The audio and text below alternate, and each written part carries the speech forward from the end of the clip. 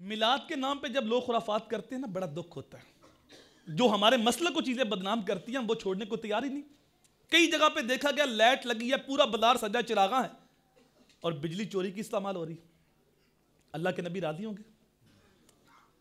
یہ ایسی چیز ہے کہ گناہ کر کے ثواب کی امید رکھنا. اور بھئی اللہ پاک ہے, صرف پاک کوئی قبول کرتا ہے, اللہ پلید کو قبول نہیں کرتا. تو یہ چیزیں شامل ہوگی. پھر جو جھنڈیاں لگائی جاتی ہیں آج کل یہ پرنٹ جھنڈیاں آ رہی ہیں جن کے اوپر لکھا ہے وَمَا أَرْسَلْنَاكَ إِلَّا رَحْمَةً لِلْعَالَمِينَ, اور کسی کے اوپر سرکار کے روضے کی تصویر ہے, کسی کے اوپر نالین شریف کی تصویر ہے, اور یہ بالکل نازک دھاگا ہوتا ہے جس کے اندر وہ پروئی ہوتی ہیں, اور یہ ہم گلیوں کے اندر باندھ دیتے ہیں. ایک ہوا کا جھونکا آتا ہے وہ ٹوٹ کے ساری نالی کے اندر جاتی ہے. بھائی یہ کیسا عشق ہے جس کے اندر ادب ہی نہ ہو. ادب پہلا کرینہ ہے محبت کے قریب. اقبال نے تو جو دین سمجھایا ہے دو لفظوں میں, اقبال کہتے ہیں دین سراپا سوختن اندر طلب, انتہائش عشق آغازش ادب. سارے کا سارا دین طلب محبوب میں جلنے کا نام ہے. اس کی ابتدا ادب سے ہوتی ہے اور اس کی انتہا عشق پہ ہوتی ہے. تو جب ادب ہی نہ ہوا تو ابتدا ہی نہیں ہوگی, عشق کہاں سے آئے گا؟ تو وہ طریقہ جس کے اندر ادب ہو اور شریعت کی کوئی حد نہ ٹوٹتی ہو, وہ طریقہ شرعاً جائز ہے میلاد منانے کا, خوشی کرنے کا, اس کے اندر کوئی حرج نہیں ہے.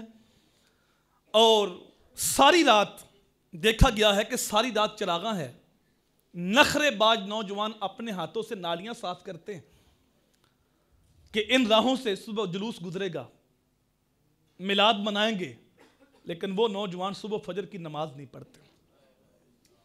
میرے بھائی ہم ایسے عشق سے واقف نہیں ہیں جس عشق میں اللہ کو سجدہ نہ ہو, کیونکہ نماز میرے نبی کی آنکھوں کی ٹھنڈک ہے.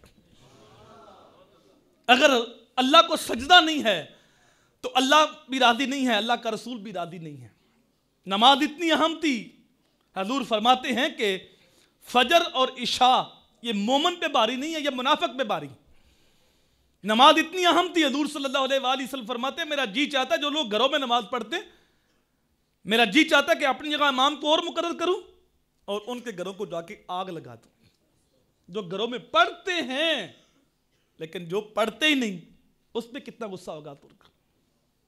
اور ہم سمجھتے ہیں کہ سال کے بعد ایک محفل میلاد کر لی, چراغاں کر لیا گھر کے اوپر اور گلی سجا لی, اور پھر جو گلیاں سجائی جاتی ہیں, جو ماڈل بنائے جاتے ہیں کعبۃ اللہ کے, روضہ پاک کے, ان کو زمین کے اوپر رکھا جاتا ہے. اور پھر رات کو لڑکیاں آتی ہیں دیکھنے کے لیے, لڑکیاں آتی ہیں. یہ کیا تماشا ہے بھائی؟ میلاد کے نام پہ کیا خرافات شامل کر رہے ہو؟ کیا سبق دے رہے ہو قوم کو؟ کس طرف لے جا رہے ہو قوم کو؟ دین نے تو ہمیں یہ بتایا کہ عورت کی آواز بھی پردہ ہے, عورت اپنے گھر کی چار دیواری میں اتنے زور سے قدم نہ رکھے کہ اس نے پاؤں میں جو پزیب پہنی ہے اس کی چھلکار کی آواز بار غیر برد نہ سنے. تو یہاں میلاد کو دیکھنے کے لیے آتے ہو, ڈیکوریشن دیکھنے کے لیے آتے ہو, تو یہاں ہنس ہنس کے لڑکیاں لڑکے آپس میں باتیں کرتے ہیں اور یہ میلہ ساری رات لگا رہتا ہے. یہ کیا تماشا ہے؟ دین اس کی اجازت نہیں دیتا.